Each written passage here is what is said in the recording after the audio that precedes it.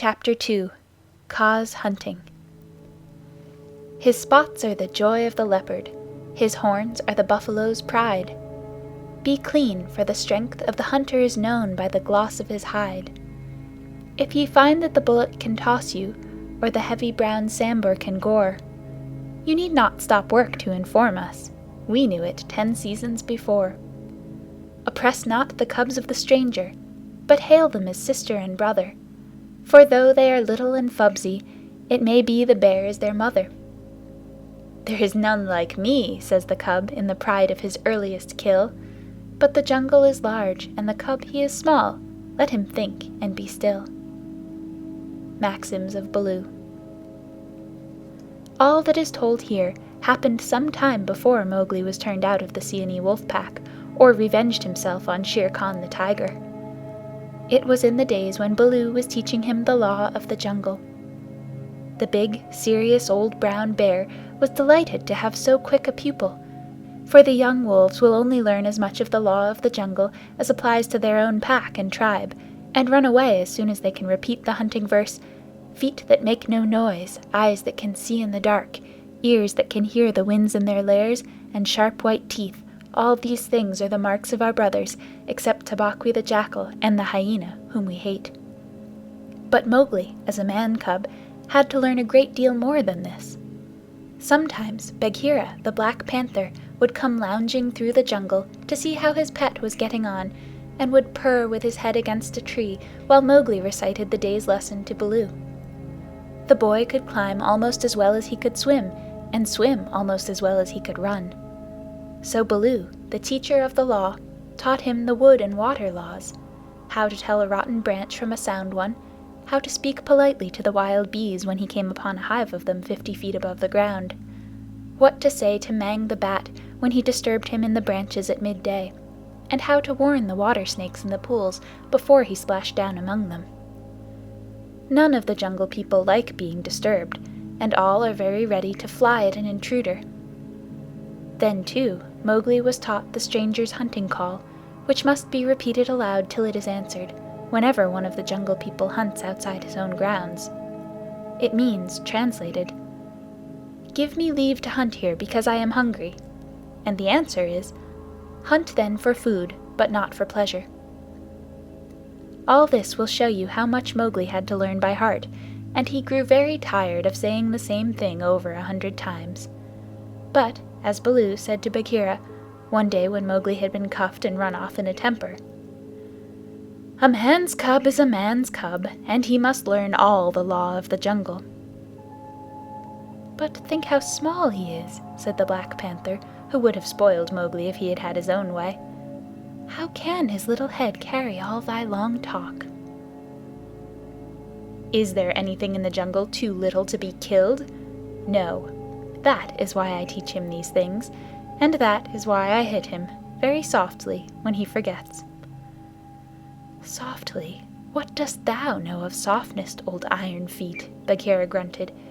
"His face is all bruised today by thy softness. Ugh!" "Better he should be bruised from head to foot by me who love him, than that he should come to harm through ignorance," Baloo answered very earnestly. "I am now teaching him the master words of the jungle that shall protect him with the birds and the snake people, and all that hunt on 4 feet, except his own pack. He can now claim protection, if he will only remember the words, from all the jungle. Is not that worth a little beating? Well, look to it then that thou dost not kill the man-cub. He is no tree trunk to sharpen thy blunt claws upon. But what are these master words? I am more likely to give help than to ask it." Bagheera stretched out one paw and admired the steel-blue, ripping chisel talons at the end of it. "Still, I should like to know." "I will call Mowgli, and he shall say them, if he will. Come, little brother."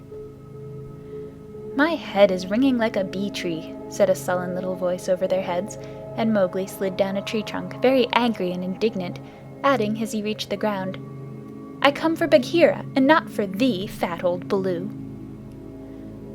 "That is all one to me," said Baloo, though he was hurt and grieved. "Tell Bagheera, then, the master words of the jungle that I have taught thee this day." Master words for which people? Said Mowgli, delighted to show off. The jungle has many tongues. I know them all. A little thou knowest, but not much.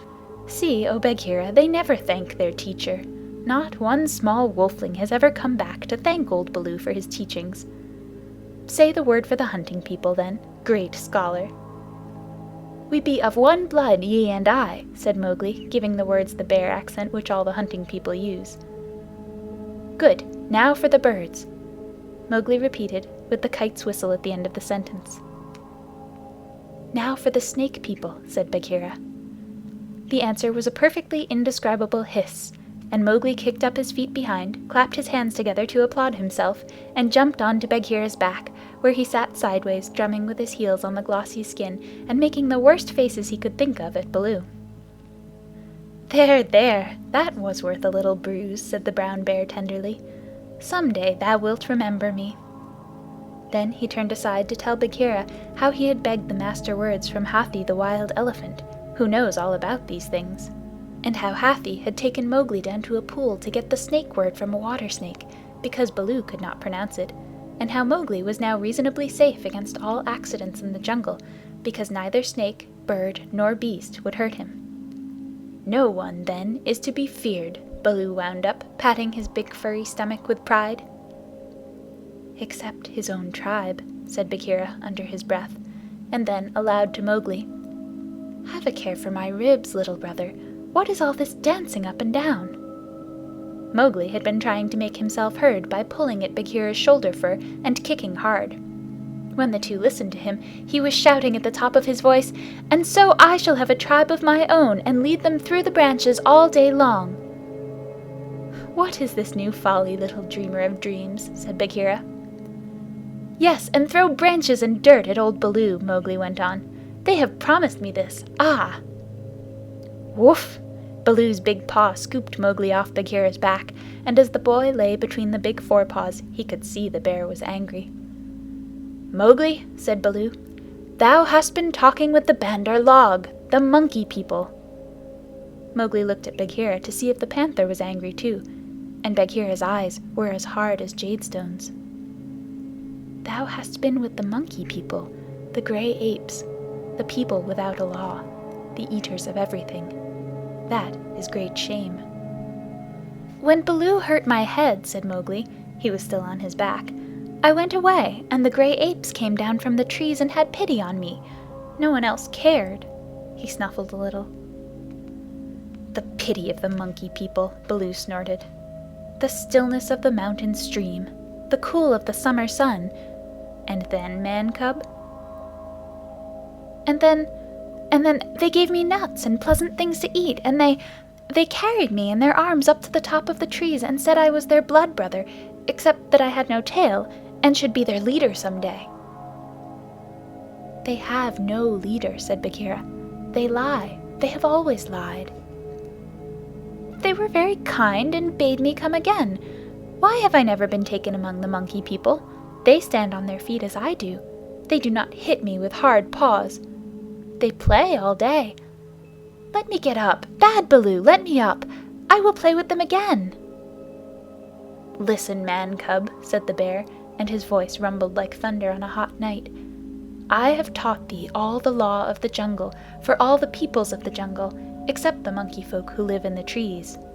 They have no law. They are outcast. They have no speech of their own, but use the stolen words which they overhear when they listen and peep and wait up above in the branches. Their way is not our way. They are without leaders. They have no remembrance. They boast and chatter and pretend that they are a great people about to do great affairs in the jungle, but the falling of a nut turns their minds to laughter and all is forgotten. We of the jungle have no dealings with them. We do not drink where the monkeys drink. We do not go where the monkeys go. We do not hunt where they hunt. We do not die where they die. Hast thou ever heard me speak of the Bandar log till today? No, said Mowgli in a whisper, for the forest was very still now Baloo had finished. The jungle people put them out of their mouths and out of their mind. They are very many, evil, dirty, shameless, and they desire, if they have any fixed desire, to be noticed by the Jungle People. But we do not notice them, even when they throw nuts and filth on our heads." He had hardly spoken when a shower of nuts and twigs spattered down through the branches, and they could hear coughings and howlings and angry jumpings high up in the air among the thin branches. "The Monkey People are forbidden," said Baloo. "Forbidden to the Jungle People. Remember." "Forbidden," said Bagheera. "But I still think Baloo should have warned thee against them." "I? I? How was I to guess he would play with such dirt? The Monkey People! Faugh!" A fresh shower came down on their heads, and the two trotted away, taking Mowgli with them. What Baloo had said about the monkeys was perfectly true. They belonged to the tree-tops, and as beasts very seldom look up, there was no occasion for the monkeys and the Jungle People to cross each other's path. But whenever they found a sick wolf or a wounded tiger or bear, the monkeys would torment him, and would throw sticks and nuts at any beast for fun and in the hope of being noticed.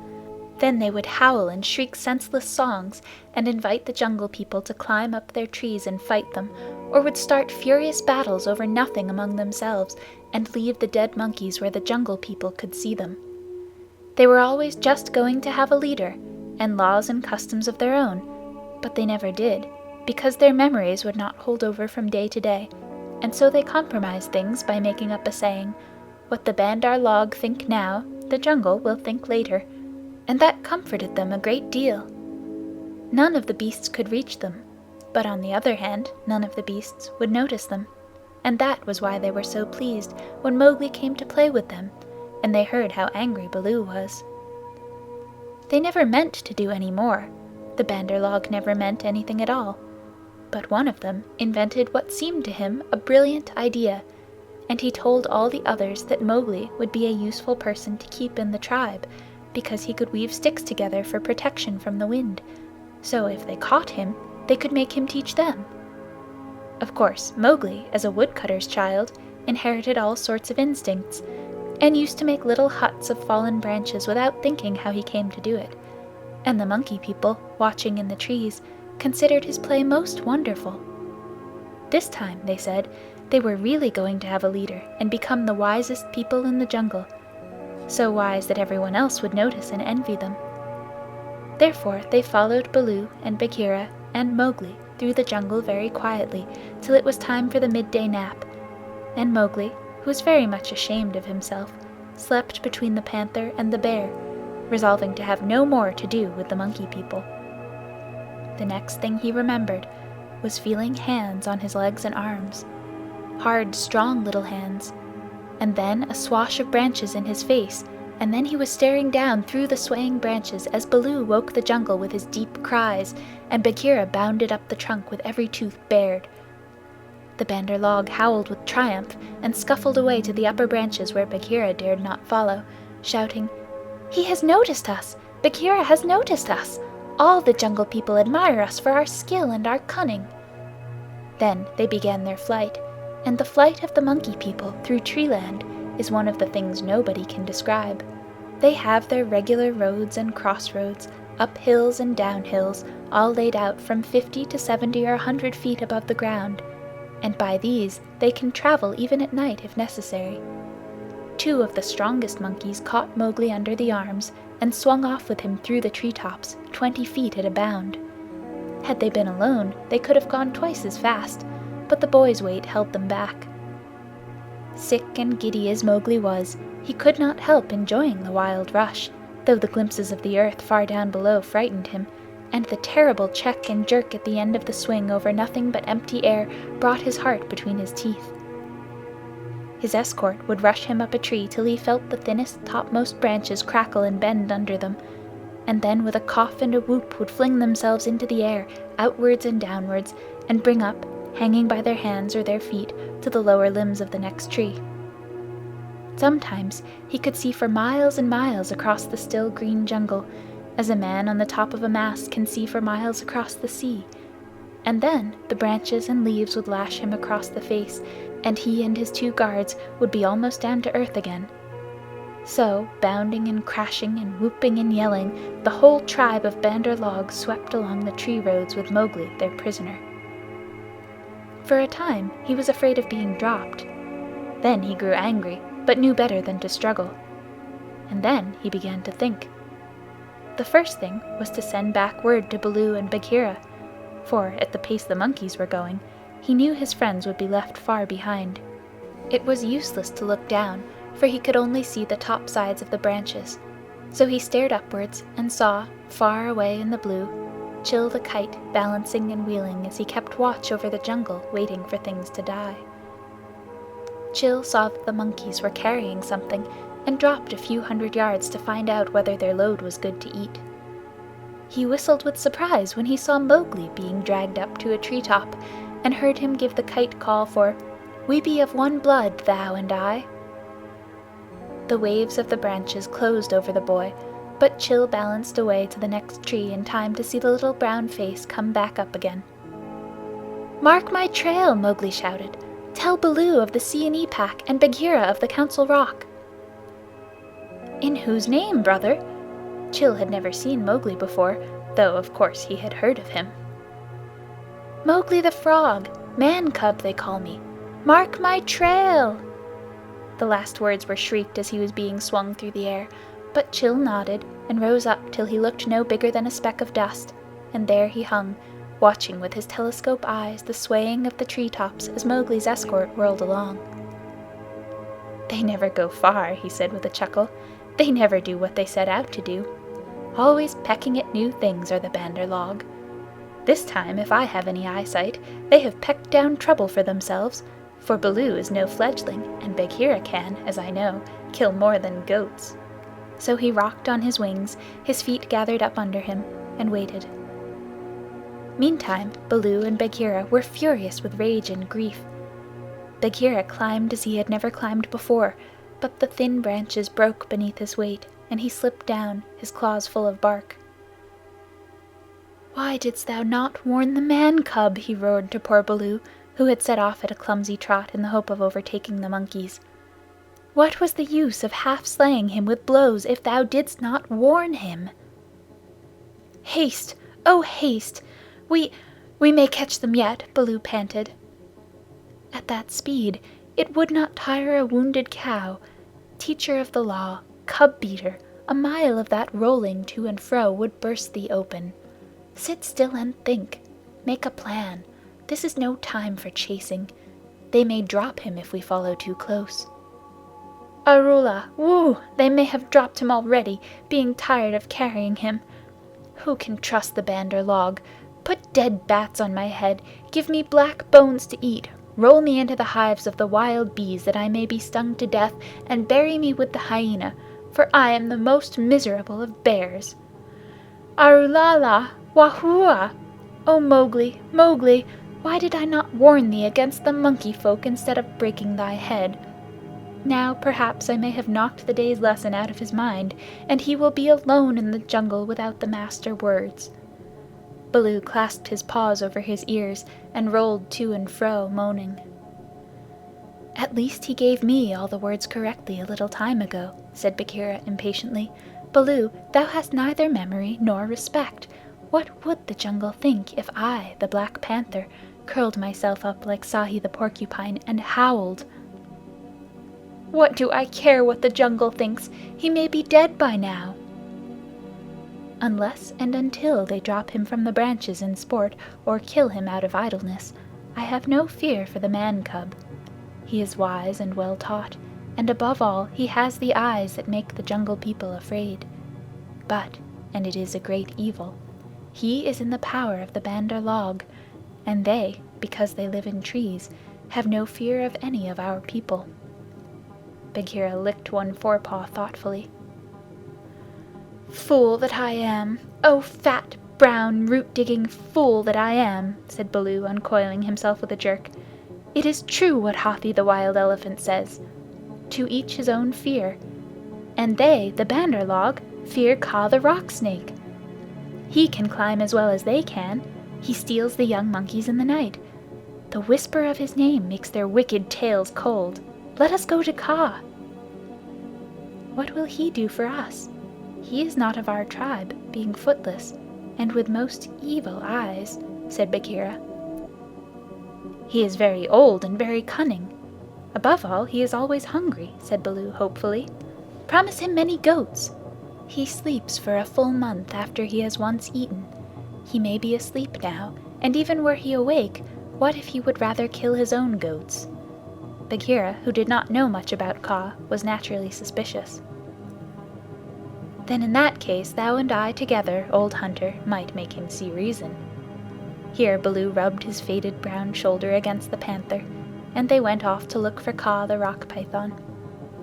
They found him stretched out on a warm ledge in the afternoon sun, admiring his beautiful new coat, for he had been in retirement for the last 10 days, changing his skin, and now he was very splendid, darting his big blunt-nosed head along the ground and twisting the 30 feet of his body into fantastic knots and curves, and licking his lips as he thought of his dinner to come. He has not eaten, said Baloo, with a grunt of relief, as soon as he saw the beautifully mottled brown and yellow jacket. Be careful, Bagheera. He is always a little blind after he has changed his skin, and very quick to strike. Kaa was not a poison snake. In fact, he rather despised the poison snakes as cowards, but his strength lay in his hug, and when he had once lapped his huge coils round anybody, there was no more to be said. Good hunting, cried Baloo, sitting up on his haunches. Like all snakes of his breed, Kaa was rather deaf, and did not hear the call at first. Then he curled up ready for any accident, his head lowered. Good hunting for us all, he answered. Oh-ho, Baloo, what dost thou do here? Good hunting, Bagheera. One of us at least needs food. Is there any news of game afoot? A doe now, or even a young buck? I am as empty as a dried well. We are hunting, said Baloo carelessly. He knew that you must not hurry Kaa. He is too big. Give me permission to come with you, said Kaa. A blow more or less is nothing to thee, Bagheera or Baloo, but I have to wait and wait for days in a wood path and climb half a night on the mere chance of a young ape. Pshaw! The branches are not what they were when I was young.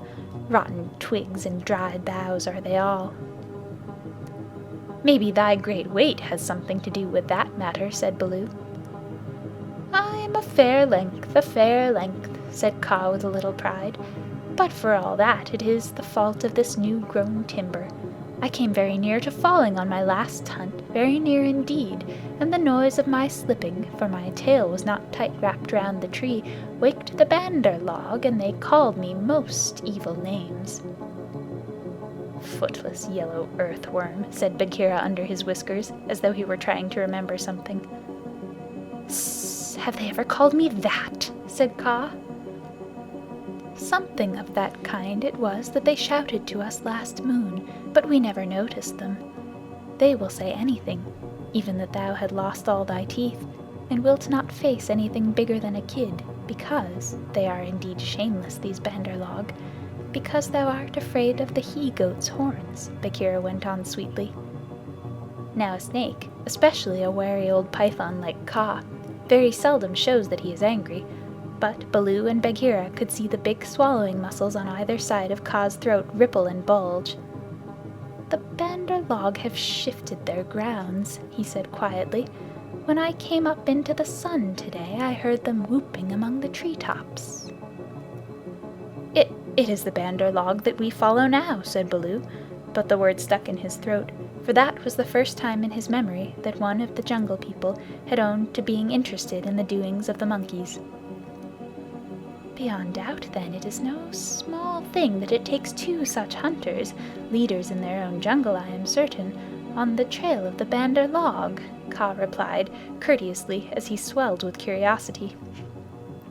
Indeed, Baloo began, I am no more than the old and sometimes very foolish teacher of the law to the Seeonee wolf cubs, and Bagheera here is Bagheera, said the Black Panther, and his jaws shut with a snap, for he did not believe in being humble. The trouble is this, Kaa. Those nut-stealers and pickers of palm leaves have stolen away our man-cub, of whom thou hast, perhaps, heard. I heard some news from Sahi, his quills make him presumptuous, of a man-thing that was entered into a wolf-pack, but I did not believe. Sahi is full of stories half heard and very badly told." "But it is true. He is such a man-cub as never was," said Baloo. "The best and wisest and boldest of man-cubs, my own pupil, who shall make the name of Baloo famous throughout the jungles. And besides, we love him, Kaa." "Tss, tss," said Kaa, waving his head to and fro. "I also have known what love is. There are tales I could tell that need a clear night when we are all well fed to praise properly," said Bagheera quickly. "Our man-cub is in the hands of the Bandar log now, and we know that of all the Jungle People they fear Kaa alone." "They fear me alone. They have good reason," said Kaa. "Chattering, foolish, vain, foolish, and chattering are the monkeys. But a man-thing in their hands is in no good luck. They grow tired of the nuts they pick and throw them down. They carry a branch half a day, meaning to do great things with it, and then they snap it in two. That man-thing is not to be envied. They called me also Yellow Fish, was it not?" "Worm, earthworm," said Bagheera, "as well as other things which I cannot now say for shame. We must remind them to speak well of their master. We must help their wandering memories. Now, whither went they with the cub?" "The jungle alone knows. Towards the sunset, I believe," said Baloo. "We had thought that thou wouldst know, Kaa." "I? How? I take them when they come in my way, but I do not hunt the Bandar log, or frogs, or green scum on a water-hole for that matter. Hss! Up, up! Up, up! Hillo, illo, illo! Look up, Baloo of the Seeonee Wolf Pack!" Baloo looked up to see where the voice came from, and there was Chil the Kite sweeping down with the sun shining on the upturned flanges of his wings. It was near Chil's bedtime, but he had ranged all over the jungle looking for the bear and missed him in the thick foliage. "What is it?" said Baloo. "I have seen Mowgli among the Bandar log. He bade me tell you. I watched. The Bandar log have taken him beyond the river to the Monkey City, to the Cold Lairs. They may stay there for a night, or 10 nights, or an hour. I have told the bats to watch through the dark time. That is my message. Good hunting, all you below." "Full gorge and a deep sleep to you, Chil," cried Bagheera. "I will remember thee in my next kill, and put aside the head for thee alone, O best of kites!" "It is nothing, it is nothing. The boy held the master word. I could have done no less." And Chil circled up again to his roost. "He has not forgotten to use his tongue," said Baloo with a chuckle of pride. "To think of one so young remembering the master word for the birds too while he was being pulled across the trees." "It was most firmly driven into him," said Bagheera. "But I am proud of him, and now we must go to the Cold Lairs." They all knew where that place was, but few of the Jungle People ever went there, because what they called the Cold Lairs was an old deserted city, lost and buried in the jungle, and beasts seldom use a place that men have once used. The wild boar will, but the hunting tribes do not. Besides, the monkeys lived there, as much as they could be said to live anywhere, and no self-respecting animal would come within eyeshot of it, except in times of drought when the half-ruined tanks and reservoirs held a little water. "It is half a night's journey, at full speed," said Bagheera, and Baloo looked very serious. "I will go as fast as I can," he said anxiously.